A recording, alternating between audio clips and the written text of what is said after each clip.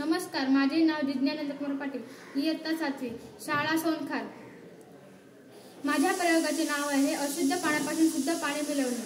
मी घेतलेले साहित्य 4 ग्लास, रबरी नळी, पहिल्यांदा आपण पहिल्या ग्लासमध्ये टाकलेला आहे मोठे खडे, नंतर छोटे खडे, वाळू आणि कापसाने भरलेला ग्लास घेतलेला आहे। पहिल्यांदा यात पाणी सोडल्यावरती ते पाणी पाझरून ते छोट्या खड्यांपर्यंत येते, नंतर ते वाळूत जाते। अशा प्रकारे ते पाणी पाझरून कापसाच्या टाकीत येते, नंतर ते पाणी शुद्ध होते। अशा प्रकारे आपल्याला सांडपाण्यावर प्रक्रिया करून शुद्ध पाणी मिळवता येते, त्याचा आपण पुनर्वापर करता येतो। अशा प्रकारे पाणी टंचाईवर मात करू शकतो।